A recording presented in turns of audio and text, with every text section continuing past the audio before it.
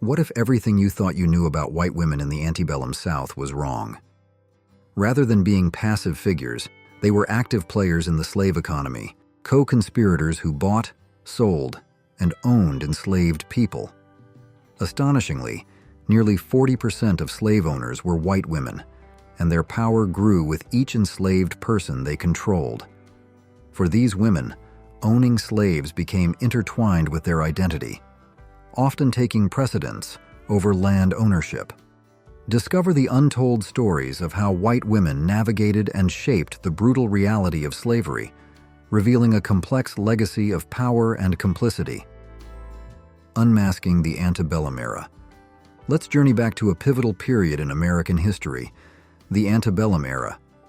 This term, meaning before the war, refers to the decades leading up to the Civil War, roughly from the end of the War of 1812 to 1861. It was a time of immense change and growth for the young nation, with factories springing up, settlers pushing westward, and the economy transforming. But beneath this surface of progress lay a dark and brutal reality: slavery. The antebellum South was built on the backs of enslaved Africans and their descendants, who were forced to toil in fields and endure unimaginable hardships. Initially, many in the South saw slavery as a necessary evil, a temporary system they hoped would eventually fade away. However, as the demand for cotton and other crops exploded, the South's dependence on slave labor only deepened. Something truly disturbing happened as the antebellum era progressed. Southern leaders, intellectuals, and even some religious figures began to actively defend slavery. They twisted their arguments, claiming that it wasn't just necessary, but actually a positive good for both enslavers and the enslaved. This justification was used to silence growing opposition to slavery, especially from the newly formed abolitionist movement. The internal slave trade also boomed during this time. The U.S. had outlawed the importation of enslaved people from Africa, making those already in the country incredibly valuable. Farmers in older states like Virginia saw an opportunity to profit by selling enslaved individuals to plantations further south and west, tearing families apart and fueling the expansion of slavery into new territories. While most Southern farmers owned only a few enslaved people, the wealthy elite controlled vast plantations with hundreds of enslaved individuals. Their wealth and influence translated into significant political power, shaping the South's economy and society. The antebellum era was marked by intense political debates. States' rights, the expansion of slavery into new territories, and the growing divide between the North and South created a powder keg ready to explode. These tensions ultimately erupted into the Civil War, a conflict that would forever change the course of American history. The hidden abuse, black male slaves, and elite white women. While the horrors of slavery are well documented, including the sexual exploitation of black women by white slave owners, a lesser-known aspect is the abuse suffered by black men at the hands of elite white women. We need to shine a light on this hidden chapter to fully understand the brutality of the system. We often hear about the planter class, the wealthy white men who owned vast plantations and controlled the lives of enslaved people. But what about the women in this elite class? These planter class white women enjoyed a privileged position in Southern society, benefiting directly from the forced labor of enslaved individuals. While their husbands held legal ownership over the enslaved population, these women wielded significant power within the plantation household. They were responsible for managing the domestic sphere, including overseeing the work of enslaved people assigned to household duties. This position of authority, combined with the pervasive racism of the time, created an environment ripe for abuse.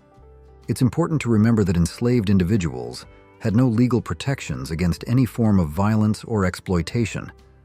They were seen as property, not human beings with rights.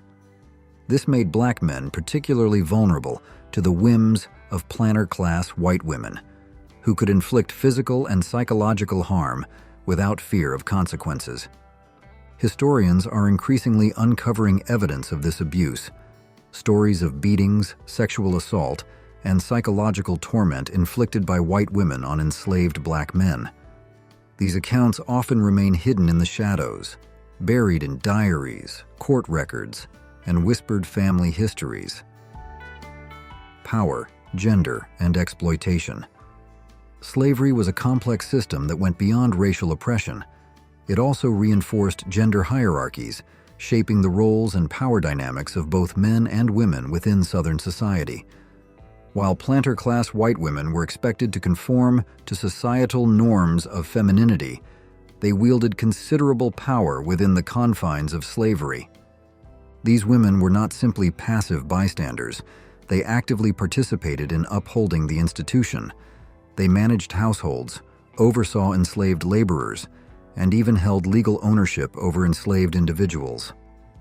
Let's pause and consider this for a moment. In the antebellum South, white women were denied basic rights that we take for granted today. They couldn't vote, they couldn't hold public office, and their property became their husbands upon marriage. Yet, they possessed the power to buy, sell, and own other human beings, a stark illustration of the twisted logic of slavery. This ownership granted them immense authority over enslaved people, including black men. They could dictate their daily routines, issue punishments, and even control their access to food and basic necessities. This power dynamic created an environment where abuse could flourish, hidden behind the facade of Southern gentility. Understanding the role of planter-class white women in perpetuating slavery is crucial to understanding the full scope of its brutality. It forces us to confront the uncomfortable reality that women, too, were complicit in this system of oppression, using their power to inflict harm on those deemed less than human. By acknowledging this often overlooked aspect of slavery, we can gain a more nuanced understanding of its impact on individuals and society as a whole. They were her property. White women as active participants in slavery. For a long time, the historical narrative around slavery often portrayed white women as passive bystanders, sheltered from the harsh realities of the system. However, historian Stephanie Jones Rogers challenges this view in her groundbreaking book, They Were Her Property: White Women as Slave Owners in the American South. Jones Rogers argues that white women were far from passive. They were active and willing participants in slavery, using it to build their own economic power and social standing. Her research draws on a powerful source often overlooked by previous historians: interviews with formerly enslaved people conducted during the Great Depression. These first-hand accounts reveal a very different picture of white women's involvement in slavery. Jones Rogers discovered that white girls were often trained from a young age to be slave owners. They received lessons in slave management and discipline, and some were even allowed to inflict physical punishment on enslaved individuals. Imagine this: young girls receiving enslaved people as gifts, sometimes as young as 9 months old. These children grew up seeing other human beings as their personal property, a deeply disturbing reality. One particularly striking example comes from a court record where a woman recounts how her grandfather gave her an enslaved person as her own when she was just 9 months old. This demonstrates how deeply ingrained the concept of slave ownership was in Southern society, even influencing the lives of infants. As these girls grew into women, they carried this sense of entitlement and ownership with them. They actively participated in buying, selling, and managing enslaved people, often with great brutality. This wasn't just about economic gain. It was about asserting their power and dominance within a system built on racial hierarchy. Jones Rogers' work forces us to confront the uncomfortable truth about white women's complicity in slavery. It challenges us to reevaluate the traditional narrative and acknowledge the role they played in perpetuating this brutal system. By understanding the full extent of their involvement, we can gain a deeper understanding of the complexities of slavery and its lasting impact on American society. We must also recognize the resilience and resistance of enslaved people who endured unimaginable cruelty at the hands of both white men and women. By acknowledging these difficult truths, we can work towards a more honest and complete understanding of our history and strive for a future where all people are treated with dignity and respect. Sexual exploitation, a weapon of power and control. One of the most disturbing aspects of the abuse suffered by black male slaves was sexual exploitation by elite white women. While the dominant narrative often portrays these women as innocent victims of the patriarchal system, the reality is far more complex. Some actively engaged in non-consensual sexual relationships with enslaved men, exploiting their power and control in ways that inflicted immense harm. Harriet Jacobs, a formerly enslaved woman, provides a powerful example in her autobiography, Incidents in the Life of a Slave Girl. She describes how some planters' daughters would deliberately choose enslaved men for sexual relationships, often selecting those who were most vulnerable and least likely to resist. Jacobs's account reveals a pattern of predatory behavior where these women used their position of authority to coerce enslaved men into sexual acts. These encounters cannot be considered consensual in any meaningful sense of the word. They were acts of sexual abuse, and in many cases, rape. It's important to recognize that planter-class white women, just like their male counterparts, had the power to sexually control and abuse enslaved people. They could use their position to demand sexual favors, and if those demands were refused, they could threaten to accuse the enslaved men of rape or attempted rape. This tactic was particularly insidious because it weaponized the very system designed to protect white women: patriarchy.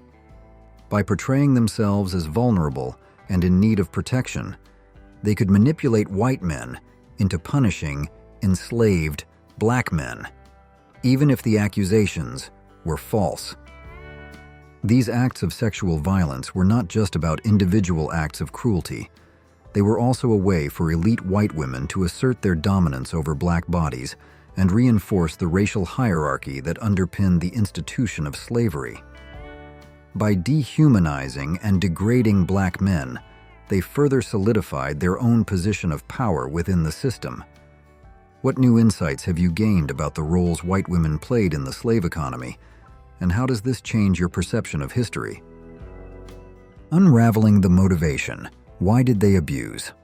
Understanding the motivations behind the sexual abuse of enslaved black men by elite white women is a complex and challenging task. While there's no single answer, exploring potential factors can shed light on this disturbing aspect of history. It's possible that some women engaged in this abuse out of boredom or sexual frustration. However, it's also likely that, at least on a subconscious level, it served as a means of compensating for their own lack of power within the patriarchal structure of Southern society. Planter-class women were essentially considered the property of their husbands, with limited control over their own lives and bodies. They lacked the same freedoms and opportunities afforded to men. Sexually exploiting enslaved individuals could have been a way for them to exert power and control in a world where they felt powerless. It's important to emphasize that this is not an attempt to excuse or justify their actions. Sexual abuse is never acceptable, regardless of the perpetrator's motivations. However, by examining the social and psychological context in which these abuses occurred, we can gain a deeper understanding of the factors that may have contributed to them. Planter-class women faced numerous restrictions on their freedom and mobility. They were often confined to the plantation, expected to uphold a strict code of conduct, and subjected to their husband's authority in nearly every aspect of their lives. Many were deeply unhappy with their lack of autonomy and the double standard that allowed their husbands to engage in extramarital affairs and sexual exploitation of enslaved women, while they were expected to remain silent and subservient. Historian Catherine Clinton describes these women as prisoners in disguise, highlighting their constrained lives and limited options. Knowing that their husbands fathered children with enslaved women was a source of humiliation and pain for many planter-class wives. This powerlessness, combined with the societal pressures to maintain a facade of respectability, may have led some women to seek a sense of control through the sexual exploitation of enslaved men.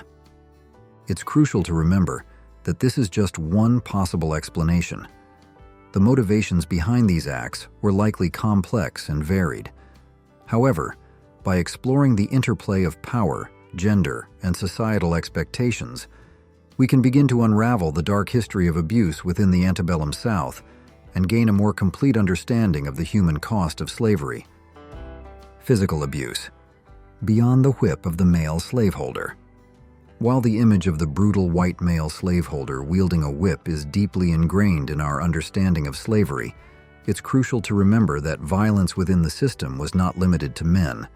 White women, despite their perceived fragility and societal constraints, also participated in acts of physical brutality against enslaved black men. By 1830, slavery had become deeply entrenched in the Southern economy and society. Enslaved Africans and their descendants were forced to labor in a wide range of settings, from small farms to large plantations, in urban and rural areas alike. Regardless of the specific context, the underlying principle of slavery remained the same. Enslaved people were considered property, not human beings. This dehumanization was enforced through violence, both actual and threatened. While white men were often the primary perpetrators of physical abuse, white women also played a significant role in maintaining this system of violence. They held positions of authority within the plantation household and were responsible for overseeing the work of enslaved individuals. This power dynamic gave them the opportunity to inflict physical harm on enslaved black men, often without fear of consequences. Their acts of brutality ranged from whippings and beatings to other forms of corporal punishment. These acts left lasting physical and psychological scars on the enslaved individuals who endured them.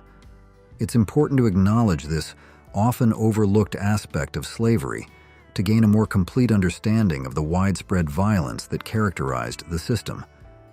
By recognizing the role of white women in perpetuating physical abuse, we can challenge the simplistic narrative that portrays them solely as passive victims. We must confront the uncomfortable reality that women, too, were capable of inflicting immense pain and suffering on others within the context of slavery. This understanding is essential for a more nuanced and accurate historical perspective.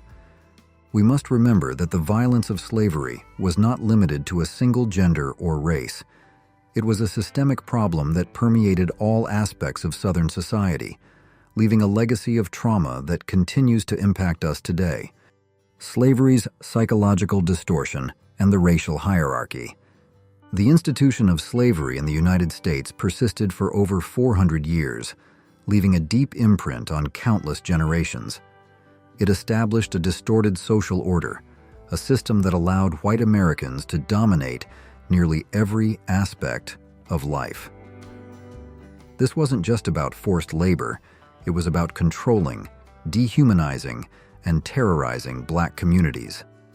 White authorities used brutal methods like lynchings, physical beatings, and cruel punishments as tools of control, sowing fear to maintain power. But the oppression didn't end with violence. Segregation followed in almost every sphere. Black communities were kept apart in neighborhoods, housing policies were designed to exclude, and even the criminal justice system targeted black individuals unfairly. Racism seeped into the fabric of American society, creating generations of privilege and wealth for white families who benefited materially and socially from this rigid racial hierarchy. Unveiling the truth. Interviews with formerly enslaved people. Historically, many scholars believed that white women didn't play a significant role in the institution of slavery. This perspective was largely shaped by a limited number of writings from a small group of Southern white women. However, Dr. Jones Rogers, an associate professor of history at the University of California, Berkeley, took a different approach. she turned to a powerful source: interviews with formerly enslaved individuals, which provided authentic insights into their experiences during slavery. One poignant example comes from the Federal Writers Project, part of the Works Progress Administration, where these interviews were conducted. One former enslaved person reflected on the harsh realities of their upbringing, saying, "We've been slaves all our lives, and mother was a slave, sister, father was a slave. They know nothing about read, write, all that. I know they teaches mine." This testimony highlights how deeply entrenched the legacy of slavery was within families. Another former enslaved individual recounted the dire living conditions, stating, "Other people didn't have no beds when they was slaves. They all slept on the floor. Just like a lot of wild people. We didn't know nothing. Didn't all it look in no book." These voices provide a clearer understanding of the complexities of slavery, revealing how it permeated both the lives of the enslaved and the everyday realities of white women involved in the system. How can understanding the complexities of power dynamics during slavery help us in our ongoing fight for racial equality today? Reproducing slave society and maintaining control. What many people may not realize is that Southern households actively worked to reproduce the institution of slavery. Their goal was to secure more enslaved individuals while keeping costs low. In these environments, white children, both boys and girls, observed their parents exercising control over black servants and learned to imitate those behaviors. They became astute, strategic, and aware of the power dynamics at play. They understood exactly how to navigate and reinforce their privileged positions. The book, They Were Her Property, offers vivid illustrations of life in the antebellum South. For instance, the opening chapter recounts a striking incident involving a 3-year-old girl named Lizzie Anna Burwell, who boldly demands her father to mutilate a black servant's ears and procure a new maid for her. This was not an isolated occurrence. Fathers often gifted their daughters more enslaved individuals, further entrenching the notion of ownership. Women in the South were legally able to claim property, which included ownership of black servants. However, due to the coverture doctrine, married women were typically not recognized as property owners, as the law viewed them and their husbands as a single legal entity, with the husband as the primary figure. In Stephanie McCurry's Women's War, Fighting and Surviving the American Civil War, this system of coverture is compared to the control that slaveholders exercised over their enslaved people. White women had limited legal rights, and their efforts to assert property claims often met with fierce resistance. Dr. Jones Rogers highlights that while coverture imposed limitations on married white women, Southern families frequently found ways to circumvent these restrictions. Families could transfer property to daughters or other female relatives, with the understanding that it would remain separate from any marital assets. In practice, Southern women established what we might recognize today as prenuptial agreements, alongside legal documents like deeds of trust and wills.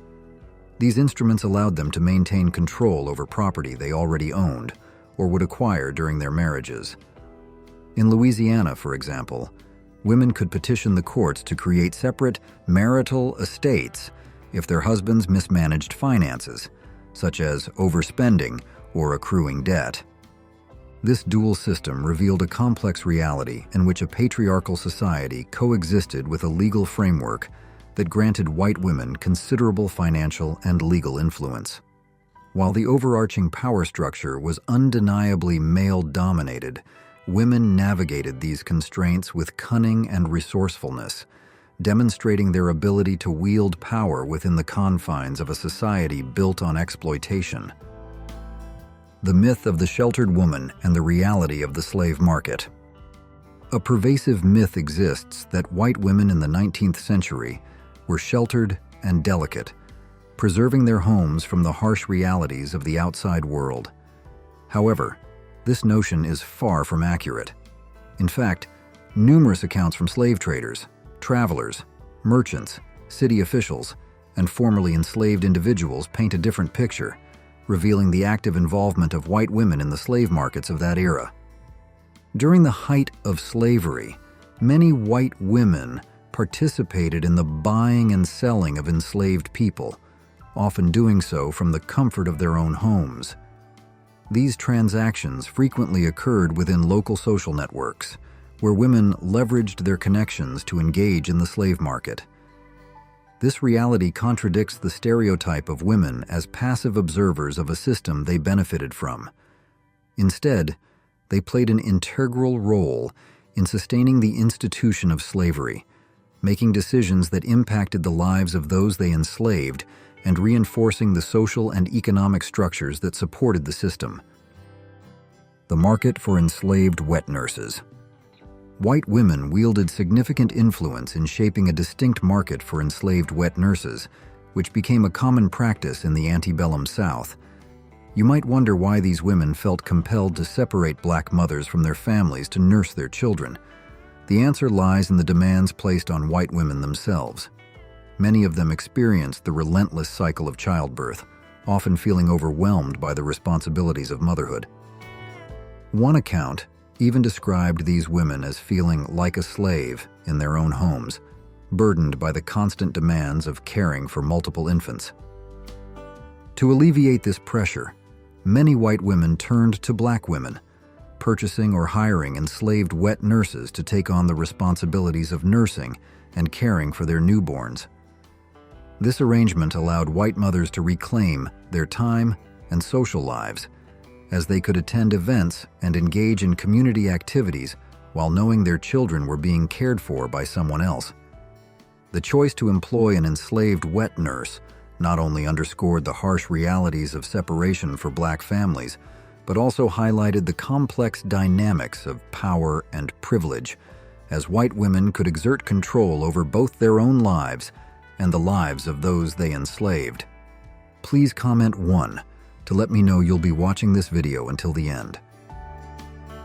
Brutality and Brothels. The brutality that some white women inflicted upon their enslaved individuals was shocking, with instances of violence so severe that their husbands sometimes had to intervene to restrain them. This cruelty was particularly pronounced among wealthy women, who often saw the enslaved not just as property, but also as a means to an end. These women invested in both enslaved men and women, compelling them to reproduce in order to increase their holdings of enslaved people. Take, for instance, the case of Henrietta Butler, who faced a harrowing existence as she was coerced into sexual relations with enslaved black men to bear children. Once she gave birth, she was then forced to nurse the child of her mistress. Unfortunately, Henrietta's experience was far from unique. Many enslaved women endured similar fates as they were subjected to the brutal realities of their circumstances.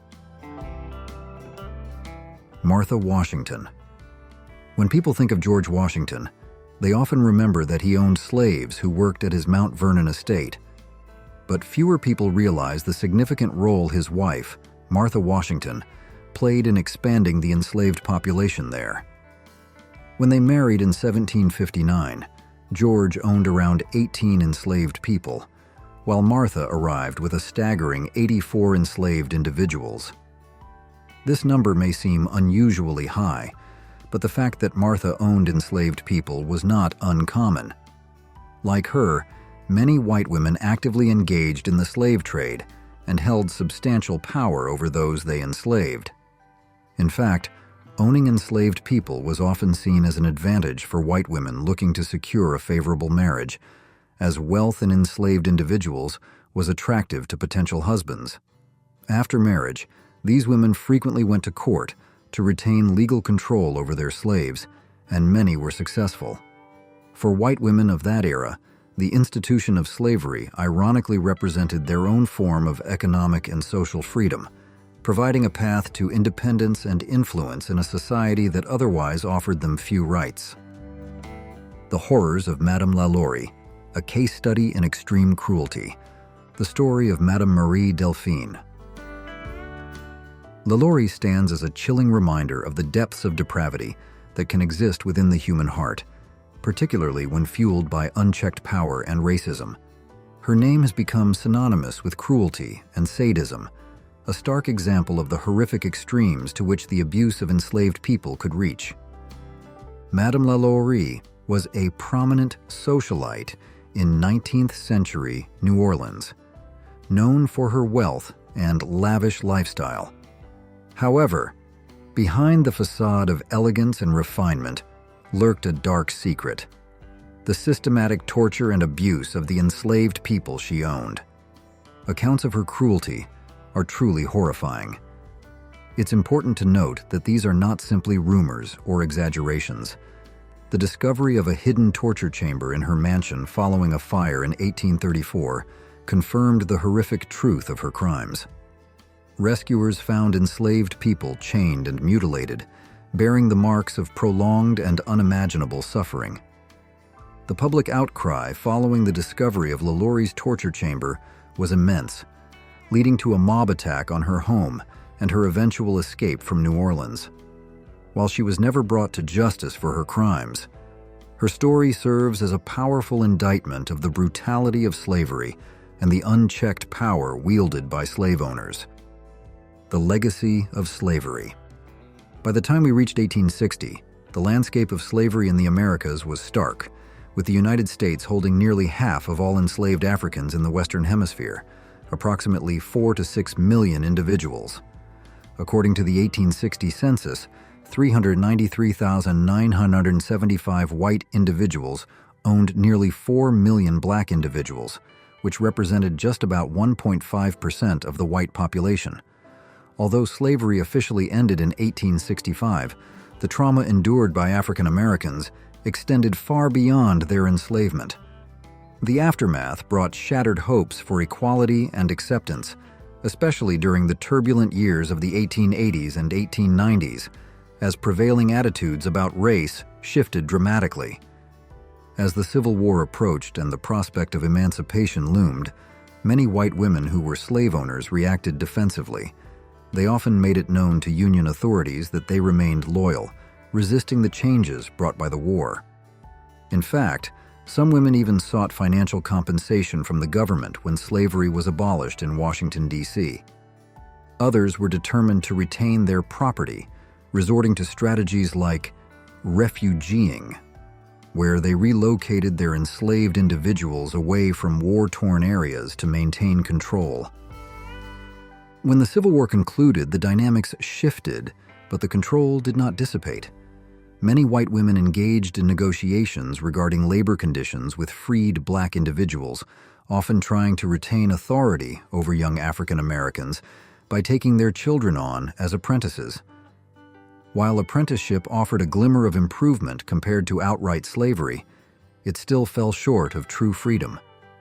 Many ex-slaves found themselves working under the same masters or mistresses, often for meager wages and under strict terms. W.E.B. Du Bois poignantly captured this reality, noting that a freed person might stand a brief moment in the sun, only to be pushed back towards slavery, a brief reference to the temporary progress made by black communities in the Freedmen's Bureau in establishing schools and social support. However, this progress was swiftly undermined by the white Southern elite, including many white women. They enacted laws known as the Black Codes, designed with the intent to reinstate the obligations and restrictions of slavery.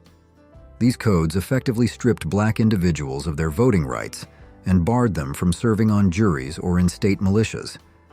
In response, white men and women crafted a complex web of laws, such as contract and vagrancy laws, that created a system of control reminiscent of slavery. This led to the rise of peonage, a form of involuntary servitude based on alleged debt. By 1915, several states that had once relied on slavery had passed laws that allowed them to compel black individuals to work against their will. For instance, if someone was convicted of vagrancy, they could be forced into the convict lease system, a practice that generated significant profits for the wealthy white populace who profited from the labor of these convicted individuals. In this way, the legacy of slavery persisted, transforming rather than disappearing, embedding itself deeply in the social and economic structures of American life. Thank you for exploring this critical aspect of history with us. If you found this discussion enlightening, check out other videos in the Who Remembers series for more intriguing insights. Did I miss any key points? Let me know in the comments. Don't forget to subscribe and share this content with others who might be interested.